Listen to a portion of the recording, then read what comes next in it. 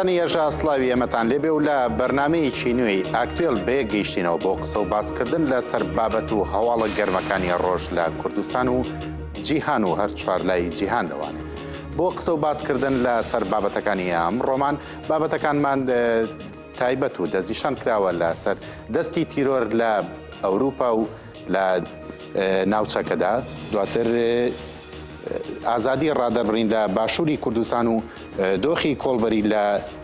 ڕۆژهەڵاتی کوردستان و باکوورگرتنێکمان هەیە ئەو دەستدرێژیانی کە لە سەرکوردانی باکوور دەکرێت. سەرەتا لە دۆسەی یەکەممانەوە دەست پێ دەکەین.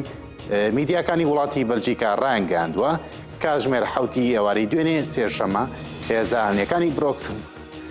تەقەیان لە کەسێک کردووە کە بۆمبی پێ کوشتویان. دوای ڕووداوەکە کاربەدەستانی شارەکە گۆڕەپانی گراند پاڵاس و وێزگەی ناوەندی شانمەنەفەریان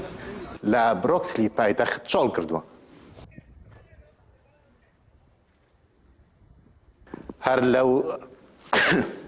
هەر لەو چوارچێوێدا دەستگای یاسایشی بەلجیکا هاتوچۆی سەرجەم شەمەنەفەرەکانی لە برۆکسل ڕاگرت و پۆلیسی ئەو وڵاتەش جەختی کردوێتەوە کە ڕووداوەکە تیرۆریستی بووە و دۆخەکەش لە ژێر کۆنتڕۆڵدا. هیچ زیانێکی گیانی بەر هاوڵاتیان و هێزەکان نەکەوتووە، بەڵام نازنامەی کەسەکەیان ئاشکرا نەکردووە. نیکۆلاس ڤان هێروێگن کارمەندی وێزگەکە بە ڕۆژنامەنووسانی ڕاگەاندووە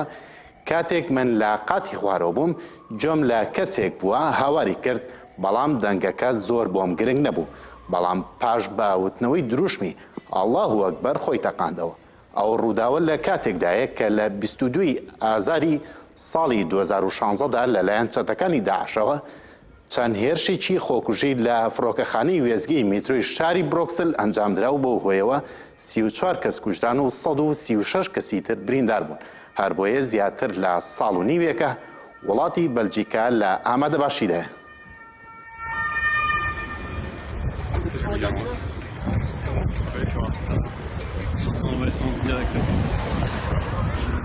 Avec mon désert, tout ça c'est complètement bloqué, mais on se rejoint où alors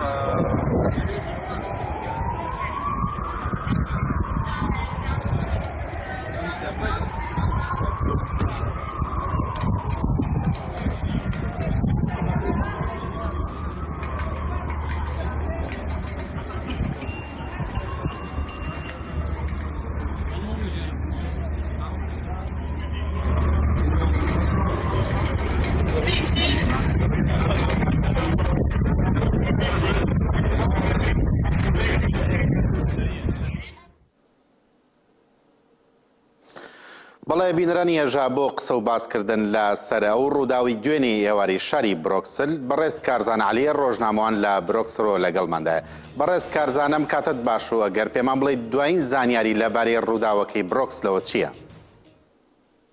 بەڵێ ئەم کاتەی ئێوە و سەرجەم بینەرانی ئێوەی خۆشەویستیش باش، لە ڕاستیە وەکو ئێوەش ئاماژەتان پێکرد دوێنێ ئێوارە لە نزیکی کاتژمێر 9 سەر لە ئێوارە بە کاتی ئەوروپا کەسێک لە ناو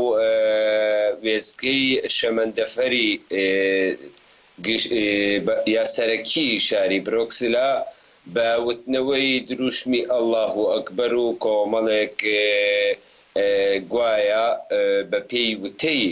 شاید حاڵەکان، چونکە هەتا ئەم ساتەش هیچ دەستگایەکی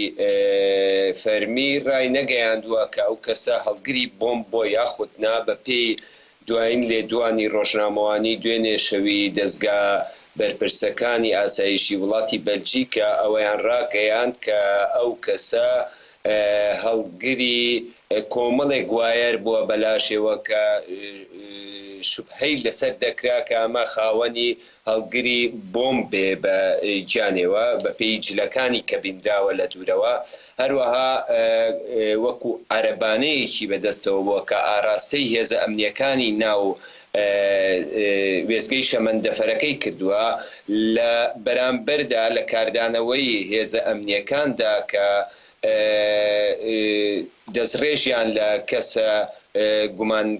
لێکراوەکە کردووە و هەروەها دەستگا ئەمنیەکان تاکە شتێک کە ئاشکرایان کردووە ئەم کەسە کەسێکی ئەم چالاکی کە کروێتی چالاکیی تیرۆریستی بووە ینی هەتا ئەم ساتەش نە ناسناوی ئەو کەسە ئاشکرا کراوە نە شێوازی ئەو هەوڵەی کەیاوێتی چ هەوڵێک بووە هیچی بە تەواوەتی تەنیا لە زمانی کۆمەڵک شاید حاڵەوە چیرۆکەکان دەگێڕێتەوە ئەهینا شتێکی زۆر بەدەستەوە لەلایەن هێزە ئەمنیەکان و لەلایەن دەسەڵاتدارانی بەلجیکاوە شتێکی زۆر زانیاری زۆر زیاتر ئاشکرا نەکراوە. بەڵێ بەڕێز کارزان باز لەوە دەکرێت کە لە بەلژیکا یەک لە وڵاتانەیە کە ژمارێکی زۆر لە خەڵکی لێوە چوونەتە ناو چەتەکانی داعشەوە ئێستا پاش تێکچوونی دۆخی چەتەکان لە ڕۆژهەڵاتی ناوین بەتایبەت لە عێراق و سووریا ئەوانە دەگەڕێنەوە بۆ ئەوروپا و دەگەڕێنەوە بۆ بەلژیکا بەتایبەتی. ئایا کە باز لەو گەڕانەوە دەکرێت چۆن ئەو دۆخە دەبینن ئێوە یا دەسەڵاتدارانی بەلژیکا چۆن ئەو دۆخە دەبینن؟ بەڵێ خۆی لە ڕاستیە چوونی ئەو کەسانە لە وڵاتی بەلجیکاوە ئەمە لە سەرەتای دروستبوونی ئەم گروپە تیرۆریستانەی چەتەکانی داعش بەتایبەت خەڵکانێکی زۆر لەم وڵاتەش ڕویان کردە ئەوێ بە هۆکاری ئەوەی زۆربەی ئیسلامیە توندڕەوەکان لە وڵاتی بەلجیکایە زیاتر بناخیان هەبوو پێشتری شەروەکو ئاگادارن لە وڵاتانی فەڕەنسا و چەند جار تاقینەوە و کاری خۆکوژی هەبووە لەلایەن ئەو هێزە چتانەوە هەر سەرجەمیان زۆربەی زۆریان لە بڕۆکسلەوە بەڕێکەوتون و کە ئەو ئیشانیان ئەنجام داوە. لە ئێستەیە گرنگترین شت ئەوەیە کە وڵاتی کە سەرجەم ئەوروپا بوونەتە ئەو ئامانجەی هێزە تیرۆریستی چەتەکانی داعش و سەرجەم هێزە تیرۆریستەکانی دیکە کە لە ڕەقا بەرەو لە کۆتایی ئەچن لە مووسڵیش هەروەها بەرەو کۆتایی ئەچن ئەوەی تەنیا ماوە کۆمەڵک پەلاقاژەی کۆتایی ئەمرە وەکو لە کوردەواری خۆیمانەیڵێن پەلاقاژەیەکە لە کۆتایی ئەمری خۆیانە ئەیکەن تەنیا بۆ ئەوەی گوایە ئێمە هێشتا هێزمان هەیە لە ڕاستیە ئەمە وەهاژ نییە. هەروەها من ئەتوانم ئەوەش بڵێم وەکو کارتێکی فشاریشە ڕوبەڕووی ئەوروپا دەوڵەتێکی وەکو دەوڵەتی تورکیا بەتایبەت ڕەجەب تەیب ئەردۆغان بەر لە چەند مانگێک بەڕاستەوخۆ لە سەرمیدیاکانەوە هێرشی کردە سەر ئەوروپا و بە هەوڵدانی تێکدەرانە بە ئاشکرا وڵاتانی ئەوروپای تهدید کرد بەم وتانەی خۆی. ئەمانە هەر هەمووی ئەبنە بوونەتە هۆکارێک بۆ ئەوەی ئەم سەرەتاتکیانەی گروپە چەتەکان لەم ناوەنە دەرکەوێت. هەروەها ئەوانەی لەندەنیش لەم کۆتاییانەیە ڕوودەدەن هەمان شتن هەمان کاردانەوەی ئەو هێز و گروپە چەتانەیە کە ئەیانەوێت دوایین پەلەقاژەی سەرەمەرگی خۆیان لە ئەوروپایە بە کۆتابێن چونکە لە ڕاستیە لەم چەند ڕۆژەی کۆتاییشە یەکێتی ئەوروپا بە تایبەت دانیشتنی تایبەتی هەبوو لە بەرامبەر ئەو هێزە چتانەیە لە عێراق و لە سووریا کە بەرەو نەمانەچن هەتا ئەم ساتانەش یەکێتی ئەوروپا پەرلەمانی یەکێتی ئەوروپا دەکرێت بڵین کۆمەڵێک بەربەخۆیکە باڵەفر ئێفشانسەیە تەنها لە عێراق هێزە چتەکانی داعش بەکاری ئەهێنا بەڵام فەڕەنسا بە هەمان شێوە بەپێی وڵاتێک و تاکە وڵات ڕوونەوەی هێزە چتەکانی داعشدا یەکێتی ئەوروپا پرۆژە بڕیارێکی لەبەردەمایە و قبوڵیش کراوەتە هەفتەیەک کە ئەوروپا سەرجەمێتی ئەوروپا بەیەکەوە وەک ڕوبەڕووی چەتەکانی داعش لە سووریا عێراق ببنەوە لە سەرجەم وڵاتانی دیکەش کە بوونەتە هێرش لەبەربەر ئەمە بەڵێ بەڕێز کارزان من ویستم بپرسم لەبارەی ئایا ژمارەی گەڕاوەکانی کە ئەو چەتانی کە هاتوونەتەوە لە دوای ئەو دۆخی کە بەسەریانە هاتووە لە ڕۆژهەڵاتی ناوین ئایا هیچ ئامارێکەیە لە بەردەستا بۆ گەڕانەوە بۆ بەتایبەت بۆ وڵاتی بەلژیکا وەکو دەبینن یاوەکوی کە ئێوەش باستان لێوە کرد هێرشەکان لە فەڕەنسا و لە ناو بریتانیا و تەنانەت لە ئێمە لە ماوەی ڕابردوودا شایدی کردەیەکی تیرۆریستی بووین لە شاری ستۆکۆڵمی وڵاتی سویدا ئایا ئەمە ئەوە دەرەخات کە ئەو چەتانە بە ئاڕاستەیەکی تر هاتوون و بە دیویشتر و بە شێوازیشتر کار دەکەن بەڵام ئایا ژمارەیەکی دیاریکراو یا ژمارەیەکی ڕاگەیاندراو هەیە لە گەڕانەوەی ئەو چەتانە بۆ ناو بەلژیکا و بۆ وڵاتانی ئەوروپا؟ لە ڕاستیە لە میدیاکانە ناوە کۆمەڵێک کەسی گەڕاوە بە ئاشکرا دەبن بەڵام تا ئێستا هیچ ئامارێکی تایبەت نییە لە سەر ئەو کەسانەی کە گەڕاونەتەوە و بەشدار بوون بێگومان ئەو سەرجەم ئەو کارە تیرۆریستیانەی لە ئەوروپا ئەنجام دراون ئەگەر لە نەتیجەکەی بکۆڵینەوە سەرجەمیان ئەو کەسانە کۆمەڵێک کاری تیرۆریان هەبووە لە وڵاتی عێراق یاخود لە سووریا و لە پاشان گەڕاونەتەوە لێرە ئەم کارە تیرۆریستانیان ئەنجام داوە بەڵام تا ئێستا هیچ ئامارێکی بەرچاو نییە لە هیچ میدیا و لە هیچ دەستگایەکی ئەوروپیدا کە لە بەرامبەر گەڕانەوەی ئەو چەتانەیە بێگومان تاکەشت من ئەوەش بڵێم تەنیا ئەو کەسانە نین کە ئەگەڕێنەوە لە سووریا و لە عێراقەوە کە بەشداری گروپە چەتەکان بوون کۆمەڵێک کەسانی دیکە هەن کە لێرە خۆیان لە خۆیانە هەل لە ئەوروپاشا دەژین بەڵام لەو چەتانە زۆر توندڕەوترن زۆر ڕادیکالترن ڕوبەڕووی مرۆڤایەتی بەڵێ بەڕێز کارزان وەک دوایین پێرزویستمەوە بڵێم جگە لە یاسایەک کە لە ژێرناوی یاسای ڕشە چێشکردن یا بەرەنگاربوونەوەی تیرۆر لە هەموو وڵاتانە هەیە لە بەلجیکاش هەیە ئەو یاسایە جگە لەوە یاسایەکی تایبەت هەیە بۆ ئەو کەسانی کە لە دەرەوە دەگەڕێنەوەوانێ بۆ ناو بەلژیکا و کاری تیرۆریستی دەکەن یاخود وەکەوەی کە بڵی گەڕانەوەی ئەو چەتانی کە دێنەوە بۆ ناو بەلژیکا هیچ یاسایەکی تایبەت هەیە بۆ ئەوان؟ لە ڕاستیە ئەوەی دەبینرێت من دەمەوێت تاکە نمونەیەک بهێنمەوە کەسێکی زۆر توندڕەوی زۆر کەسێک ئەتوانی بڵێ سەرۆکی توندڕەوەکانە لە وڵاتی بەلجیکایە ئێستا لە ئێستایە لە ناو زیندانەکانی بەلجیکادایە بەڵام یاساکانی ئەوروپا هێندە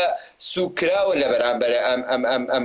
کەسانەیە کە ئەو کەسە بگرە نەک تاکە کەسێک کە خۆی بتوانێت کارێکی تیرۆریستانە بکە لەم وڵاتەیە بەڵکو سەرۆکی جیهادیستەکانە ئەوانەی کە خوێنی کەسە ئەوروپیەکانیان حەڵال کردو و خۆشیان لێرە ژیاون ئەم کەسە لە ئێستا لە زیندانی بەلجیکادایە بگرە بە زەواجێک ئەتوانێت ئێستا گفتوگۆ لەسەر ئەوەیە کە حکوومەتی بەلجیکا نەهێڵێ ئەم کەسە ڕێ لەوە بگرێت کە ئەم کەسە زەواجێک نەکا لە پێناوی ئەوەی نەتوانێت دەرگایەک دەواازەیەک بۆ خۆی دروست کا جارێکی تر بێتەوە ناو کۆمەلگا و بەشداری کۆمەلگا بێتەوە بەڵام یاساکان هێندە ڕێیان بە کەسە تیرۆریستەکان داوە دەتوانن ڕەنگە بەڕای من ینی ئەکرێت چەند ساڵێک چەند مانگێک چەندین ساڵیش لە ناو زیندانەدا بێت لە پاشان دەگەڕێنەوە دەرەوە و ئەوانەی کە ئەنجامدەری کاری تیرۆریستەکان بوو لە ئەوروپا سەرجەمیان گیراون و زیندانیشیان چێشتووە بەڵام لە کۆتاییە هاتوونەتە دەرەوە و زۆربەی زۆریشیان ینی ئەمەوێ ئەوە بڵێم کە یاسایەکی وەها بۆ ڕوبەڕووبوونەوەی ئەو کەسانە لە یەکێتی ئەوروپایە بەتایبەت لە وڵاتی بەلجیکایە زۆر بەتوندی نەخێر نییە. بەڵێ بەڕێز کارزانە عالی ڕۆژنامەوان لە برۆکسلەوە سپاس بۆ بەشداریتان سپاس بۆ شرۆڤە و زانیاریتان کە بە ئێمەتاندا. زۆر سپاس بۆ ئێوەشکات. زۆر سپاس. بەڵێ بینەرانی ێژا بەردەوامین لە سەر بەرنامەکەمان و دەڕۆینە باشووری کوردستان و دوێنێ بەڕێوەبەری ڕاگەیانی دەستگای ستاندار ڕایگەیان هێزێکی ئەمنی چوونەتە ناو دەستگای ستانداردە و دەستیان بەسەر بیناکەیاندا گرتو و سەرۆکی دەستگاکە مەسعود عەبدولخالق دەستگیرکرا و پاش چەند کاتژمێرێک بە کەفالەت ئازاد کراوە. فەرمان ڕەشاد بەڕێوەبەری ڕاگەیاندنی دەستگای ستاندار ڕایگەیاندووە دوێنێ دوایەوەی سەرۆکی دەستگاکان مەسعود عەبدولخالق لەلایەن هێزێکی ئەمنیەوە لە هەولێر دەستگیر کرا، هەمان هێز دەستیان کرد بەسەر بینایی دەستگاکەدا. پاشمانەوەی بۆ زیاتر لە 6 کاتژمێر کە بڕیاری دادگاش هەبوو بۆ ئازادکردنی بە کەفالەت، بەڵام بە داوای بەرپرسێک ئەفسەرانی بنکەی با داوای پۆلیسی شاری هەولێر مەسعود عەبدولخالقیان ئازاد نەکرد، وەلێ پاژەوەی چەندین ڕۆشنبیر و ڕۆژنامەوان و پارێزەران لە بەردەم بنکەی پۆلیسی باداوا کۆبوونەوە و داوای ئازادکردنی عەبدولخالقیان کرد، بەهۆی ئەو فشارانە پۆلیس ناچار بوو بە کەفالەتی دادگا ئازادی بکە. مەسعود عەبدولخالق لە دوای ئازادکردنی بۆ میدیاکان وتی سکاڵاکە مێژوەکەی دەگەڕێتەوە بۆ ساڵی ڕابردوو تەنها لەسەر من نییە بەڵکو لەسەر ژمارەیە کەناڵی دیکەی ڕاگەیاندنە. ئەوەش یاشکرا کرد سکاڵاکە بە بیانووی ئەوەیە کە گوایە ئاسایشی نەتەوەییان تێکداوە. دوایەوەی دادوەرسەی دۆسیەکەی کرد بڕیاری ئازادکردنیدا بە کەفالەت و سکاڵاکە لەسەر ئەوەیە کە گوایە ئێمە وتومانە بەپێی ڕێکەوتنەکەی نێوان هەرێم و ئەمریکا پێشمەرگە بچووک دەبێتەوە، بەڵام ئێمە ورەی پێشمەرگەمان دانەبەزاندووە. شایانی باسە ئەمە یەکەم جار نییە. هێزە چەکدارەکانی پارتی دیموکراتی کوردستانی عێراق هەڵدەکوتنە سەر دەستگای ستاندارد. لە ڕابردووشدا چەندین جار ڕێگریان لێکراوە لە ئەنجامدانی چالاکی و سیمینار لەسەر پرسە جیاوازەکانی ناوچەکە. ئەم کردەوانەش بە هەوڵێک دادەنرێ بۆ بەرتەسکردنەوەی ئازادیە گشتیەکان و بەتایبەتی کە تا ئێستا بەهۆی پەخستنی پەرلەمانەوە نەتوانراوە یاسایشی تایبەت بۆ ئەوە دەربکرێ.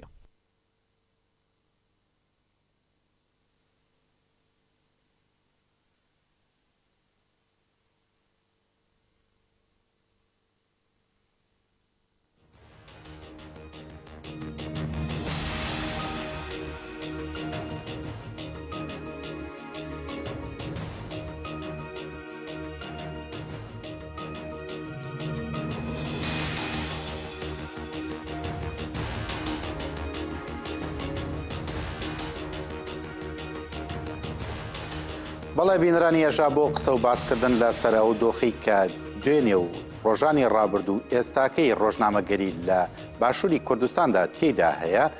بەڕێز ئەیهان سەعید ڕۆژنامەوان لە شاری سلێمانی باشووری کوردستانەوە لەگەڵماندایە. بەڕێز ئەیهان ئەم کاتت باخش و ڕۆژی دۆخی ڕۆژنامەگەری باشووری کوردستان چۆن هەڵدەسەندێنن لە ئێستاکەیە و ئەو دۆخی کە ئێستاکە بەسەر دەستگای ستانداردا هاتووە چ زانیاریشی تازەتر هەیە لەسەری؟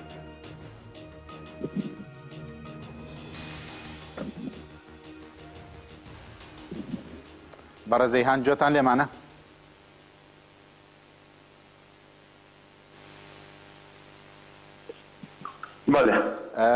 بەڕێز ئەیهان ویستم بپرسم دۆخی ڕۆژنامەگەری بۆچی لە باشووری کوردستان گەیشتووەتە ئەو ئاستە و قسە لەسەر ئەوە هەیە کە ئەو دەستگای دابخرا و سەرۆکەکەی لە زینداندایە. ئایا هێزگاری بەو دۆخی ڕۆژنامەگەری هێزگار ئاوا توند بووە لە باشووری کوردستاندا گەیشتوێتە ئەو ئاستە؟ ئەردەما و هەمین تەماشاوانان باش بیدن براستی چارەک سادا بوریدا لەجێر ستایە و دەسەڵاتە حکوومەتە باشووری کوردستانی بمخابنی بە ئازادیە ڕادبەربرینی کاری ڕۆژنامەگەریە بوویە کابوسێکی بسەر سەرێ ئازادی خوازان لە باشووری کوردستانی ئەس بوونە کە حکومڕانیە باش نەبووە ji ber ku ممارسه ئازادیە ڕادبەربرینی کوردبێدا بێتە ئەنجامدان هەلبەت چەند ئەگەر هەنێک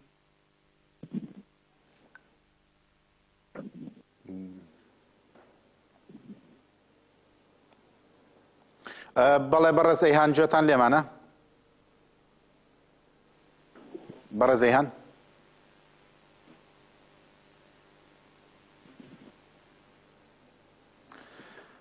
بەڵێ بینرانی ێژا وەکەوەی کە لە نێو دۆسێکەشتا باسمان لێوە کرد کە دۆخی ڕۆژنامەگەری بە ئاستێک بەرتەسک کراوەتەوانێ تەنانەت لەسەر وتنی چەندین قسەیەک کە نەبووتە جۆرێک لە کردار بەرپرسانی دەستگا ئەمنیەکان و ئاسایشەکان یا بەرپرسانی باشووری کوردستان هەڵدەکوتنە سەر دەستگاکان و ناوەندە ڕۆشنبیری و ڕاگەیاندنەکان ئەو ڕۆژنامەنووس و ئەو میدیاکارانی کە هەیە لەناو ئەو دەستگایانەیەدا دای دەخەن بێ ئەوەی کە بگەڕێنەوە بۆ ئەو یاسایی کە بۆ خۆیان لە پەرلەمانی کوردستانە بڕیاریان لەسەرداوە کە ئەگەر بێت و هەر سکاڵایەک لەسەر ڕۆژنامەنووس هەبێ پێویستەکە وەکو قۆناغی یەکەم سندیکای ڕۆژنامەنووسانی لێ ئاگادار بکرێتەوە پاشان ئەوەی کە پێوترێت ژووری یاسایی لە وەکو داکۆچی لە ڕۆژنامەنووسان ئەوانیش ئاگادار بکرێتەوانێ ئەنجا ڕوبەڕووی دادگا بکرێنەوە بەڵام ئەوەی کە دوێنێ ڕوویداوە بەسەر دەستگای ستاندارد و بەسەر کەسایەتی بەڕێز مەسعود عەبدولخالقدا ئەوە بە نیشان دەدات کە لەسەر وتەیەک لە ساڵی ڕابردوودا لە مانگی ئابی ساڵی ڕابردوودا وتراوە دەستگاکەشی جاریشتر کڵۆم دەکرێت و دادەخرێت و خۆشی بەرەو زیندان دەبرێت کە وەکوی کە لە راپۆرتەکەشا باسمان لێوە کردبوو بە کەفالەتی لە جاتی کەسێک چەند کەسێک چوونەتە بوونەتە کەفیلی بەڵام لەسەر قسەی بەرپرسێک بۆ ماوەی چەند کاتژمێرێک لە دوای دانانی کەفالەتەکەی هێشتا ئازاد نەکراوە کە ئەمە جۆرێک لە بنپێکردنی ئازادی و ئەو ئازادی ڕادەربڕینەیە لە ئاستی گشتی و لە ئاسی ڕادەربڕینی تاگە کەسیدا کە لە هیچ جێگەیەکە بەو شێوەیە مامەڵە ناکرێت لەگەڵ ڕۆژنامەنووس و لەگەڵ ئەو کەسانی کە بە تایبەت ناوەندێکی لێکۆڵینەوە یاخود ناوەندێکی ڕووناکبیری و ڕاگەیاندنیان هەیە. ئێمە دەمانویست قسەی زیاتر بکەین لەگەڵ بەڕێز ئەیهانا تا دۆخی ڕۆژنامەگەری و ئەو کە ئێستا کە لە باشووری کوردستانە تێپەڕ دەبێت بەڵێ هاوکارانم پێمان دەڵێن کە بەڕێز ئەیهان جاریشتر لە سەر هێڵی تەلەفۆن ئامادەیە. بەڕێز ئەیهان ئەگەر ئێوە بتوانن بەردەوام بن لەسەر قسەکانی خۆتان لە دوای ئەم پرسیارم لە کاتێکدا بازدا دەوڵەتی کوردی دەکرێت و باز لەوە دەکرێت کە ئازادی تاک و فکر ڕامان دەکرێت بەڵام دەبینین مرۆڤ لەسەر گوتنێک زیندانی دەکرێت. ئەم کارە تا چەند لەگەڵ بانگەشە و دروشمەکانی ئەو دەوڵەتەیە دێتەوانێت کە ئێستاکە باسی لێوە دەکرێت. بەخواوەنی بە دەسەڵات باشووری کوردستانی حزبن دەسەڵاتدار هەمی تشتەکریە ملکی خۆ هەتا پرۆسە و مەسەلە ڕیفراندومێ و دەوڵەتبوونێ بتنێ وەکە ملکێکی بژینی حزبی یانجی بنەماڵەی تەماشەکەن لەوەکو دەنگێن ئازاد هەبن بۆچوونین جیاواز لەسەر vê pirsanetewekî hebin ev dengê êne kipkirin êne bêdengkirin heta hewla tîrûrkirinawa êdedan ev jî berûva jî vê proseyê berûva jî dewleteke demokratîk xwaze diviya bitin azadiya ramanê karê rojnamegeriyê karên siyasî divê çendê de ممارسه خوب بکن یعنی ریک بوام بدادن آزادی هبتن اف ریفراندوم بیجین بو اگر بو سر بخویا کردستانی بیدن همی دنگن آزاد گلن همی هزین سیاسی گلن لی اگر هاتو اف ریفراندومه دانجی اف حوالا بو بانگشا دولت بونه اگر بتنی بو برجواندی یانجی بنافکرنا حزبه که بتن میدا کو راین جیاواز السر هبن داخازی السر هبن کو اف دولت بحصلت تاکرن دولت که دموکراتی بتن بێت ڕێزل دەنگا بەدەگرتن لێ دەما ئەم بینین هێشتا دەمە بانگەشەدا بوو بێت پرۆسەیە و دەنگن ئازاد سەر بیرڕایەن جیاواز تێنە بێدەنگکردن ئەگەر هات و کورد بە خاونەخۆشی بگەهن توی دەمیدا ئەگەر دەنگن ئازاد تێدا نەبن ئەگەر ممارسە ئازادیە تێدا نەبتن توی دەمی دەوڵەتەکە باش نابیدن دەماکۆ ڕۆژنامەبانێک ئازادی خوازێک سیاسەتمەدارێک بوچونك جیاواز هبیتن رخنه الحزب که بگیرتن رخنه دەسەڵات بگیرتن او دیار کردن ایش و جانن وی دەسەڵات دیار کردن ایش و جانن وی جهت یکو او ایش خوب زانتن کو نگهتن وی آستی و حالت مرنه دا دیار بتن دەسەڵات بێ دەخواره گوه لیوان دنگن آزاد بگیرتن گوه لیوان روزنامه‌وانان بگیرتن یعنی مخابنی به انصح کنه حتی دوی روجابوری دا برای مسعود عبدالخالق کو هاتیه گرتن شیوه که یعنی همی یاساتش دست آدانتشین بخو بکنه پروسه که یاسایی بناف لی دیار پروسه اف مسئله که سیاسی بوال سر کارین دزگاه ستاندارد بونه کو بوچون جیاواز سر پرساری پراندومی هبونه لی مخابن هرگاوا کسکن دیو برجواندیان ناخوتن ده جبلی گرتناوی حولا کدارکردن و شکاندن کساتی آوان جدن برئیس مسعود دماکو ولات پاریدی کری و پشمرگاتی بوه آخه بو باشور کردستان کری چه بیتن گلکن اون حولا دست سرکردن و بریارا دست سرکردن وان دای دوی دمی دا دست گل نیار و دشمن کرد هبتن لمخابن دنوکه دا اگر کسی که آزادی خواست ولات پاریس و چون اک جیاواز هبتن بلا دا صلاح دیت گهله بگیرتن دا خوازی نوان چنه چا گه داری وان بگیرتن چا افدنگین جیاواز همی بگ و پاورا کم و بدن هموش بو اوه پروسا انشتیبانی نتواتی و اگر اف پروسا جدی و درست بیتن دیار همی دنگت گلن دیار روزنامه‌وان سیاست مدار چالاکوان سیویل و سیاسی بگیره نفتن الباشور کردستان لهر شهر پارچن کردستان همی کرد ایک دنگ خونوانه لهر پارچه کردستان بیتن دولت اگر درست کردن دولت کردستان امازن به درست کردن لی اگر هاتو هر حزبک وی بتونی بملک خوب زانتن هر دنگی که هبیتن برانبر وی پروسه وی مسئله بیدا بیدن کرن و حولا گرتن داخستان دزگان و گرتن روزنامه‌وان و بیارزی گیرن برانبر وان کسات یا بیدا کرن وی دمیده افکاره که باش نویدن به خرابی و کارگریه که نیگت سر اوه پروسه هبیدن به جاو کمالگاه نیو دولتی دا اف پروسه باش پروی بناچتن خرابی لوی پرسانه تواتید بیتن بلکو برو باجی بیا بدن دا صلات حزبین کردی بین خاره حزبین دا صلات دار گوهل دنگ آزاد بگیرن گوهل راین جیاواز بگیرن بزانن بوچونین وان لعنات چنه بوچونین خلقین آزادی خواست چنه بوچونین روزنامه وان و سیاست مدارن چنه همو بوچون کم و ببن همو دنگ جیاواز کم و ببن بو اوه پروسا نشتیمانی نکو اف دنگ بین بیدن کرن و حولا تیرور کردن و داخستن و شناودرن وان دنگا بکردن هر حولا که شناودرن و تیرور کردن وان دنگان حولا بو شناودرن وان بەڵێ بەڕێزە یانویستم بپرسمەوە باز لە بانگەشەکان بۆ ڕێفراندۆم و دەوڵەتی سربەخۆی دەکرێت بەڵام دوێنێ لە نێو ئەو کۆنگرە ڕۆژنامەوانی یا ئەو لێدوانانی کە بۆ دەستگاکانی ڕاگەیاندن یابووی بەڕێز مەسعود عەبدولخالق باسی لەوە کردبوو کە پێیان وتبوو ئەگەر بەردەوام بێت لەسەر ئەو جۆرە بیرکردنەوانی دەینێرین بۆ ئەو دی و دێگەڵە یعنی ئەلێرەیە بۆ خۆی پێمان دەڵێتەوانێت کە هێشتا کە دوو ئیدارەی باڵی کێشاوە بەسەر ئەو دۆخەی باشووری کوردستاندا ئەوەی کە هەیە دەچێتە بابێکی ترەوە کە باز لە دۆخی یا بڵین باز لە ڕیفراندۆم و سربەخۆی دەکات ئێوە چۆنەوە دەبینەوە لە کاتێکدا کە زۆنجی سەوز و زەرد هەیە زۆنجی سەوزیش ئەوە نەبێت بۆ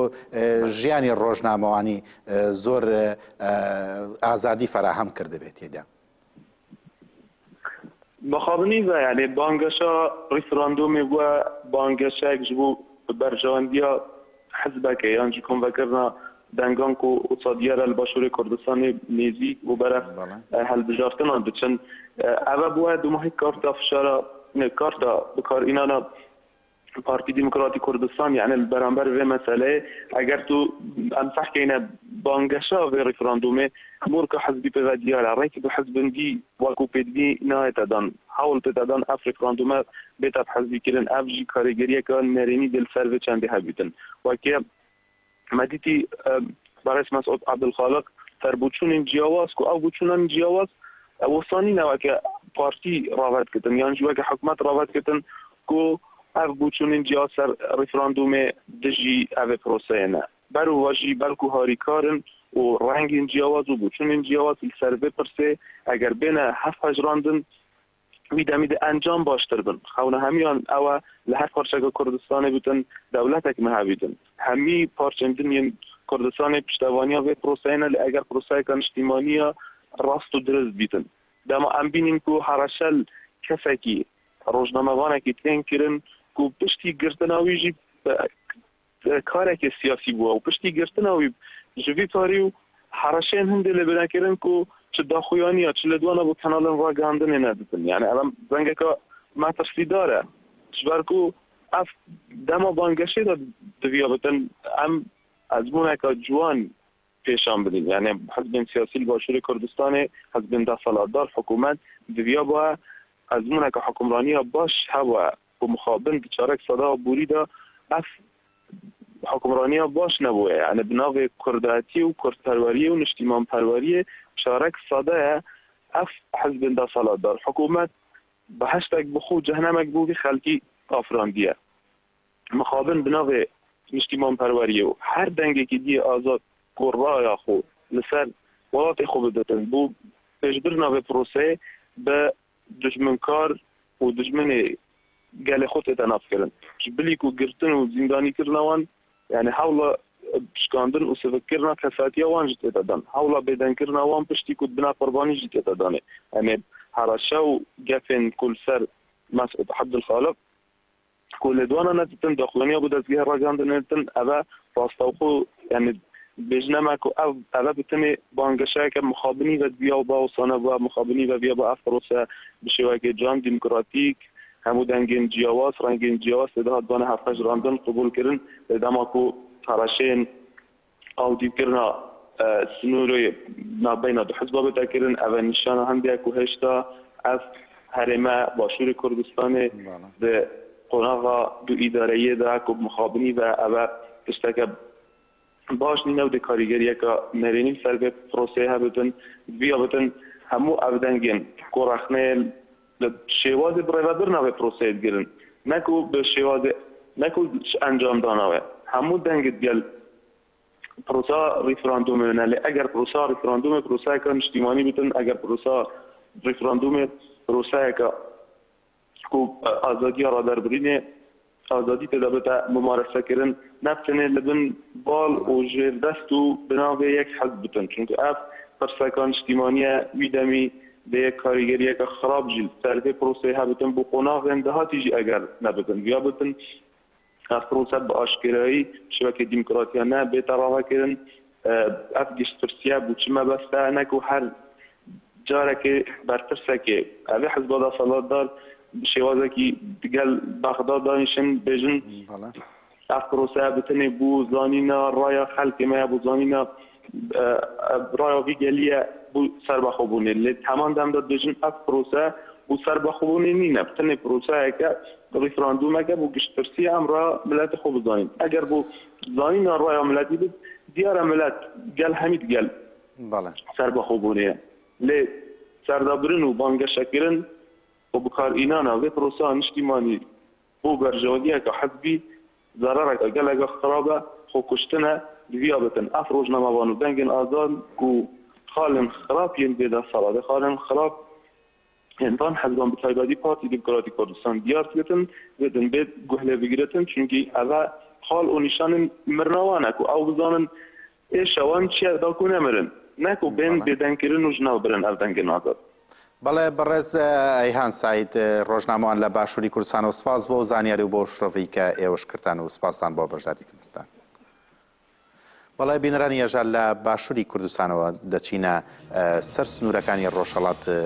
باشووری کوردستان و لەوێدا باز لە کۆڵبەری دەکەین. نەوشیروان ڕەزایی ئەو کۆڵبەرە کوردەی لە چەند ڕۆژی ڕابردووە لە سنووری دەوەرانی مەریوان بەهۆی تەقینەوەی مین بریندار بوو. ئێستا لە نەخۆشخانەی شاری سنێ و بەهۆی کەم تەرخەمی بەرپرسان لەمەڕ چارەسەری پزیشکی دۆخی تەندروستی ناوبرا و کەوتۆتە مەترسیەوە. ڕەزایی 6 ڕۆژ بەر لە ئێستا پاش گواستنەوەی بۆ نەخۆشخانە دەرمانی سەرەتایی کرا و لەو کاتەوە هیچ بەرپرس و پزیشکێک نەچوون بەلایەوە و پژوێ خراوە. نەوشیروان ڕەزایی خەڵکی گوندی هەڵی زاوای سەر بە ناوچەی کۆماسی شاری مەریوانە و ڕێکەوتی 26 جۆزەردان لە کاتی تێپەڕبوون لە گوندی سنووری دەرەوەرانی مەریوان مینیکی پێدا دەتەقێتەوە و قاچێکی بریندار دەبێت. سیاسەتی برسیکردن و گوشارەبووری و سیاسیەکانی کۆماری ئیسلامی ئێران لە سەر ڕۆژهەڵاتی کوردستان و نەبوونی هەلیکار بێکاری و مایە پوچبوونی یەکەکانی بەرەمهێنانی ئەو هۆکارانەیە کە هاوڵاتیانی کوردی ناچار کردووە ڕوو لە پیشەی مەترسیداری کۆڵبەری دەکەن و شارەکانی سەقز جوانڕۆ سەردەشت بانە ورمێ و پاو و مەریوان لەو شارانن کە ژمارەیەک لە هاوڵاتیان لە ڕێگەی کۆڵبەریەوە بژێوی ژیانیان دابین دەکەن.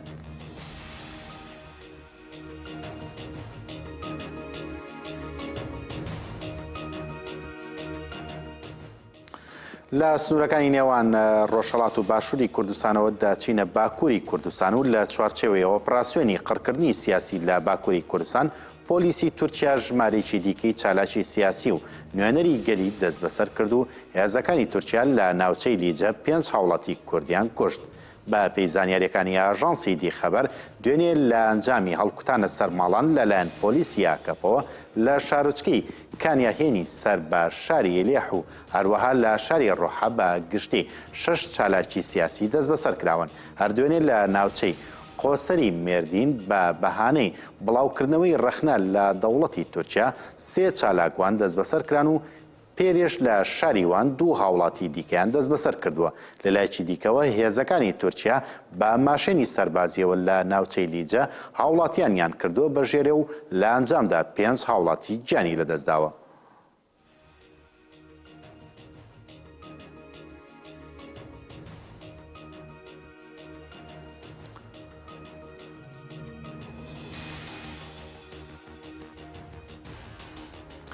بەڵێ بۆ وەرگرتنی زانیاری و بۆ قسە و باسکردن لەسەر ڕەوشی باکووری کوردستان بەڕێز فەراد محەممەدۆغڵ و ڕۆژنامەوانمان لە شاری ئامەدەوە لەگەڵدایە. بەڕێز فەراد ئەم کاتتان باشوە گەر دوایین زانیاری هەبێت لای ئێوە بۆ ئێمە بۆ بیمەنەرانی باس بکەن. ئەم کاتە بەسەر چاوبەر باکووری کوردستان ڕەوشی ئاواتە بەردەوامە ئەو ناوچەین کوکەدە خاتمە پێکردن بەداخەوە لێ دەری شەڕی نیە چەکداری تێدۆماندن و هەروە ژیانە وەلاتیان داستانگیدە ناوچەی ئامەدە لجێ درۆژبەرێک و ماشینەیەکین و پۆلیسان بە ناوەندێوتینە هەروە بە ماشینەیەکی گوندیان بە قەزایەکی چێ ببوو 5 وەلاتی نوێ دەری ژیانە خۆشدەستا بوون و هەروە دە پۆلیس بریندار ببوون. بەڕاستی گومانێکی مەزن هەیە ئەو ماشینەیان و بزرخە بە ئاوایەکی زانەبوونی و بەسەر ماشینەیە وەلاتیان نەچوبە هەتانها بەسەر بریارێن فەرمیان بژ کەسێک و بەرپرسن ت زانیارێک زەلال پارڤە نەکردە بەسک و ئەو ماشینەیان زرخی کول سیارەیە گوندیەدایە و 5 وەلاتی ژیانە خۆشدەستانە هەروە هەمان هەرەمێ یعنی لە ناوچەی ئامەدێ لجێ لە پاسوورێ لە حەزرۆی حتا باژارێن یە چەولیکێ ئەو منتەقە ئۆپەراسیۆن دۆمە دەدەمێن بوریدا سەریە 18,000 ئەندامێن سوپایên Türkiye'de yani tîmên taybet û cerdewan û polîs û her hêzên wan hejmara 18,000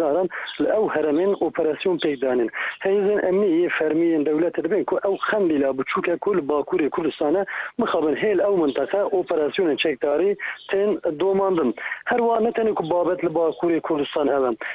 Piştê ku navçeyan Sûreyê Amedê malên welatiyan hat talankirin û wêrankirin niha li wê derê ew platforma ku hatibû avakirin platforma ku parastina ji bona Sûrê niha emro çalekek pêkîne تقریبا ساعت دهاندا بۆ هشیاری و بانگەوازیە ڕایە گشتیە جیهانێ و هەروە بۆ پاراستنان مافێن مرۆڤان و دەموکراسی و هەروە وەلاتین کول ناوچەیان سوورێ دژین